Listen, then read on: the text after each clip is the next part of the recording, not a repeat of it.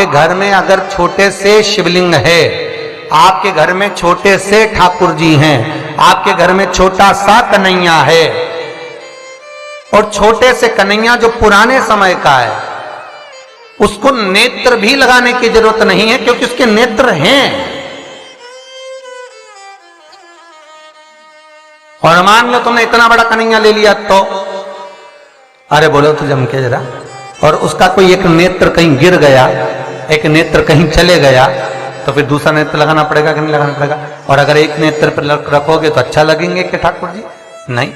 तो नेत्र होना, जितनी बड़ी मूर्ति होती है, जितना बड़ा स्वरूप होता है, जितना बड़ा शिवलिंग होता है, जितनी बड़ी मूर्ति की स्थापना होती है, उतनी उसमें सेवा की और भाव की जरूरत पड़ती है। और पार्थिव शिवलिंग हो, चाहे घर में शिवलिंग हो, घर में कोई भी मूर्ति हो, वो अंगुष्ठ की आकृति से बड़ी ना हो महाराज। बस इतना बड़ा स्वरूप शंकर का, इतना बड़ा स्वरूप कृष्ण का, इतना बड़ा स्वरूप राम का, तुम्हारे घर में जो भगवान है उसका स्वरूप इतना बड़ा, और पुराने हैं और कोई बड़ा स्वरूप है तो पूजन करो, मना नहीं है। अगर पुराना स्वरूप रखा है तो उसको कहीं देकर नहीं आना आपने को, कहीं उनको ठंडा नहीं करना, उनका विसर्जन नहीं करना, रखा है अब सेवा करो। पर कोई नई पूजन अगर बढ़ा रहे हो और कोई तुमसे कह दे मंदिर बनाओ, इतना बड़ा शिवलिंग का निर्माण करो, तो कहते ना महाराज जी हम तो छोटा ही भला। बच्चा जितना छोटा होता है उसको खिला दो, पिला दो, झूले में पटक दो, फिर टाइम पे पहुंचो, झूले में से उठाया, फिर दूध पिलाया, फिर पटक दिया, एक छोटा सा झुनझुना पकड़ा दिया, खेलता रहा। और वही बच्चा जब बड़ा हो गया तो कहीं इधर भागे कहीं उधर भागे, बेचारी माँ आई थी शिव पुराण सुनने के लिए और बेटे ने कार्तिक पुराण सुना दी, तो कोई सुन पा रहा?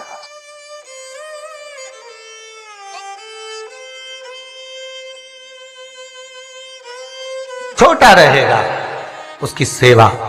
पार्थिव शिवलिंग का निर्माण माता पार्वती चाहती तो बहुत बड़ा शिवलिंग का निर्माण कर सकती, पर पार्थिव शिवलिंग माता पार्वती एक छोटे से पत्ते पर शिवलिंग का निर्माण करती, छोटे से पत्ते पर।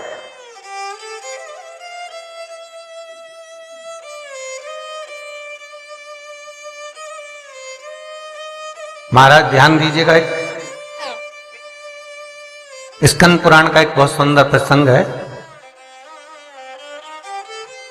केल के पत्ते पर, बड़ के पत्ते पर, पीपल के पत्ते पर, बेलपत्री के पत्ते पर शिवलिंग के निर्माण का अलग अलग फल है महाराज, उसका स्मरण करिए जरा।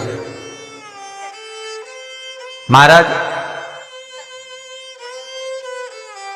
केल के पत्ते पर, जब केल का जो पत्ता होता है उस केल के पत्ते पर जब कोई विशेष तीज की तिथि पड़े, कौन सी तिथि हो? तीज हो, जैसे हरतालिका तीज हो, कोई छोटी तीज, बड़ी तीज, और यदि आप तीज के दिन केल के पत्ते पर शिवलिंग का निर्माण कर कर उसकी पूजन अर्चना करते हैं, उसका स्मरण कर कर रात होने से पहले विसर्जन करते हैं, तो नारी की अखंड सौभाग्यता रहती है।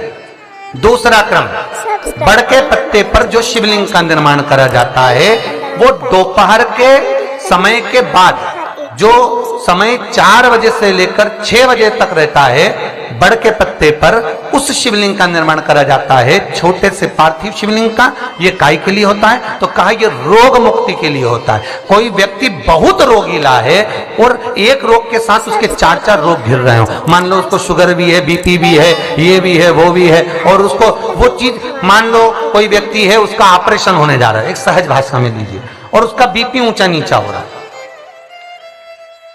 उसकी शुगर ऊपर नीचे हो रही है, तो क्या करना है अपन को?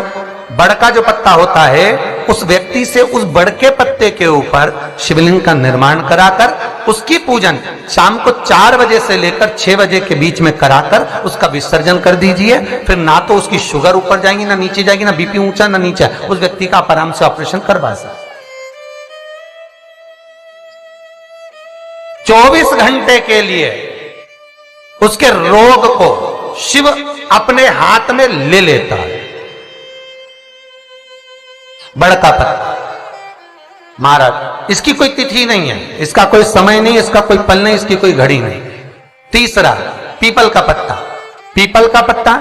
जो बच्चा गलत कर्म में डूब रहा हो, तुम्हें लग रहा है कि ये बालक गलत जगह जा रहा है, व्यसन में डूब रहा है, मदिरापान में, मांसाहार में, वेश्यावृत्ति में, या चिड़चिड़ प्रवृत्ति हो रही है, या इसकी मति भ्रष्ट हो रही है, गंदी जगह पर जा रहा है, तुम्हें लग रहा है ये लाइन से भटक रहा है, तो पीपल के पत्ते पर भगवान शिवलिंग का निर्माण कर कर उसकी पूजन अर्चना करी जाती है, और उसी बालक का नाम लेकर तब उसका स्मरण कर विसर्जन किया जाता है। ये सुबह 10 बजे से लेकर 12 बजे के बीच में हो, कोई भी तिथि, कोई भी दिन, कोई भी बार, कोई भी समय, कोई भी तिथि पर समय एक निश्चित है, सुबह 10 से 12। महाराज चौथा क्रम कहा है? बेलपत्री के पत्ते की मध्य भाग। आप विचार करिएगा, बेलपत्री का पत्ता कोई इतना बड़ा तो होता नहीं, बेलपत्री का पत्ता होगा ज्यादा से ज्यादा एक हथेली के बराबर होगा, और बड़ा होगा तो और ज्यादा बड़ा होगा पत्ता। तो बेलपत्री के मध्य भाग में, बेलपत्री के बीच वाले भाग में महाराज जिसका व्यापार नहीं चलता, व्यवसाय नहीं चलता, कोई काम आज की जगह कल हो रहा है, कल की जगह परसों हो रहा है, और काम जरूरी में होना चाहिए, या व्यापार कुछ दिन चल के बंद हो गया, कोई नया लाइन पकड़ रहे हो, नया व्यापार करने जा रहे हो, नया कोई काम करने जा रहे हो, तो बेलपत्री के मध्य भाग पर शिवलिंग का निर्माण करा जाता है। अब विचार करिएगा, जब बेलपत्री का मध्य भाग कितना बड़ा होगा, और उस पर शिवलिंग बनाना, तो एक छोटा सा शिवलिंग का निर्माण। मध्य भाग में शिवलिंग का निर्माण महाराज ये केवल शिवरात्रि के दिन होता है। 12 महीने की जो भी शिवरात्रि हो, किसी भी शिवरात्रि पर आप उस बेलपत्री के मध्य भाग पर शिवलिंग का निर्माण कर कर अपना पैसा अगर डूब भी गया है, उसको पाने के लिए, अपने धन को वापस लाने के लिए आप इस शिवलिंग का निर्माण कर कर आप इसका विसर्जन कर सकते हैं। अब इसकी समय सीमा कुछ भी नहीं, बस सूर्य अस्त होने से पहले इसका निर्माण हो और इसका पूजन होकर स्कंद पुराण और लिंग पुराण के अंतर्गत इसका भाव है। जी बाबा जो नाथ द्वारा में विराजते हैं, कहां रहते थे? अरे बोलो जम के, गोवर्धन, जतिपुरा। और जब उपद्रवियों ने उपद्रव मचाया, श्री जी बाबा को घास की गाड़ी में छुपाया, लेकर रातों रात ब्रजवासी चले। कहां जाएं, मार्ग भटक गए, वापिस आ गए उसी जतिपुरा में।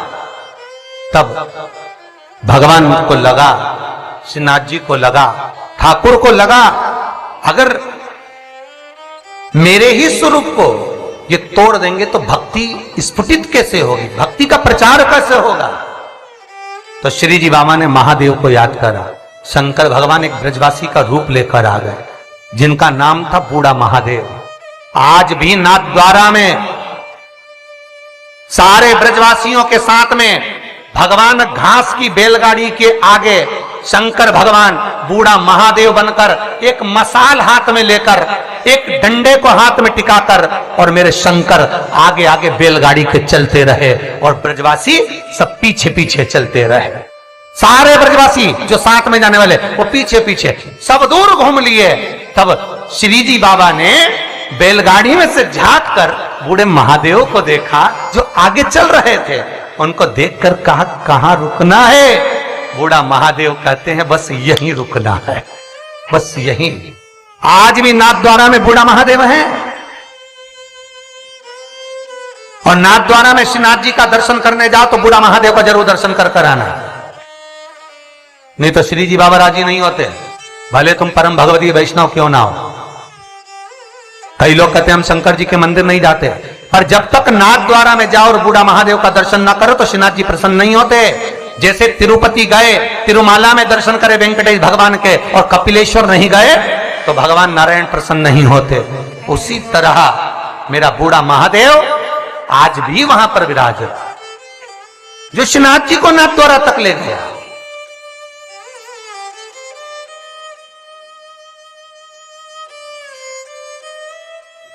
अब कई वैष्णव कहते हैं हम श्रीनाथ जी वाले, हम ठाकुर जी को, हम शंकर जी के, तो शंकर जी तो लेके नाथ द्वारा गए। बाबा स्वयं आगे मसाल जला के ले जा रहे, चलो। और अंदर से ठाकुर जी पूछ रहे कहां रुकूं, तो बस यहीं, जहां बोले वहीं रुकना, क्यों चिंता करना। जब मेरे ठाकुर जी को उतना दूध पिलाई, भगवान ने बहुत प्रेम से पिया। और जब भगवान को विष देने लगी तो ठाकुर जी को जैसे ही मुख में दूध की जगह विष दिया, ठाकुर जी ने नेत्र बंद कर लिए। कई कथाकारों ने कहा भगवान नेत्र इसलिए बंद कर रहे हैं कि उसको पूतना को पहचान रहे हैं। तो सब भगवान को पहचानने की क्या जरूरत थी? भगवान जानते थे ये रत्नमाला है, राजा बलि के दरवाजे पे मिली थी। पर भगवान ने नेत्र क्यों बंद करा था? शिव महापुराण की कथा कहती है भगवान नेत्र बंद कर कर पूतना के स्तनों का दूध मुख में रहकर भगवान नेत्र इसलिए बंद करे थे कि शंकर जी को याद कर रहे थे कि हमने तो हमेशा अमृत पिया है, विष तुम्ही ने पिया है, ये मुझे विष पिलाने आई, जल्दी से आओ और मेरे कंठ पर बैठ जाओ। और शंकर भगवान आकर कृष्ण भगवान के कंठ पर बैठ गए और सारा विष शिव पी गए। जब शंकर भगवान विष पी गए, शंकर भगवान को चक्कर आ गए। जो चक्कर आए तो शंकर भगवान चक्कर खाकर नीचे गिर गए। ठाकुर जी ने चरण का प्रहार करा, मानसी गंगा को प्रकट करा और गंगा का जल शंकर भगवान पर छीटा तो शिव जी का नाम चकलेश्वर महादेव पड़ गए, जो आज भी मानसी गंगा के नजदीक में। आज भी गोवर्धन नाथ जी की परिक्रमा करे, ब्रज 84 कोस की परिक्रमा करे तो चकलेश्वर जाना जरूरी है। जो चकलेश्वर महादेव नहीं जाता उसे ब्रज 84 कोस की यात्रा नहीं लगती, उसे गिरिराज बाबा की परिक्रमा नहीं लगती। कई लोग कहते हैं हम तो गोवर्धन नाथ जी जाते हैं, हम तो गिरिराज जी की परिक्रमा करने जाते हैं। हाँ, हम तो गए थे गुरु जी पर हमारा ये काम। क्यों तुम चकलेश्वर नहीं गए होगे? चकलेश्वर जाते, परिक्रमा मार्ग में पड़ता है चकलेश्वर मानसी गंगा का। एक बार चकलेश्वर का दर्शन करते और फिर गोवर्धन नाथ जी से कहते तो बाबा सुनते, क्योंकि उनकी जल्दी सुनी।